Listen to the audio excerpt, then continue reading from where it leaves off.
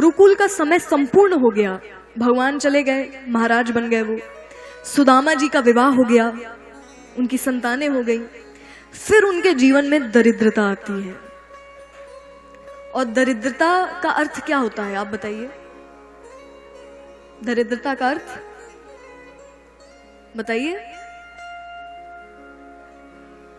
गरीबी, गरीबी बस यही होता है, कोई और भी अर्थ है? देखिए, गरीबी अर्थात सुविधाओं की कमी।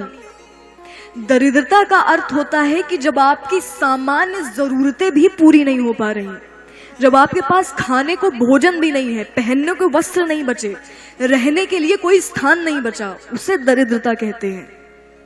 अर्थात ये सामान्य गरीबी नहीं है, ये गरीबी की पराकाष्ठा है। जहां बहुत कम लोग हैं जिन्होंने दरिद्रता देखी है, वहां जल्दी लोग नहीं पहुंच पाते उस स्थिति पे, जब रहने के लिए छत नहीं है, अब पहनने के लिए एक वस्त्र नहीं बचा, जो एक दो वस्त्र हैं वो भी पूरे फटे हैं, खाने के लिए भोजन नहीं बचा, ये दरिद्रता है। तो वो क्षण जल्दी आता नहीं है किसी के जीवन में। हम बहुत जल्दी भगवान से नाराज हो जाते हैं अगर हमारी एक बात पूरी ना हो। सुदामा जी को देखिए, इतनी असुविधाओं के बाद भी उनके जीवन में उनके परिवार के अतिरिक्त कुछ नहीं बचा था। ऐसी परिस्थिति में भी सुदामा जी ने कभी भगवान से कोई शिकायत नहीं की कि आपने मुझे कम दिया है।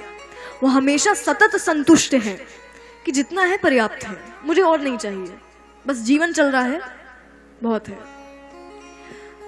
अब महत्वपूर्ण बात क्या थी कि बहुत सारे लोग ये सोचते हैं कि सिर्फ चनों के कारण ये दरिद्रता आई। ऐसा नहीं है। इतनी छोटी सी गलती के लिए भगवान इतनी बड़ी सजा कभी नहीं देते। ये बहुत छोटी गलती है।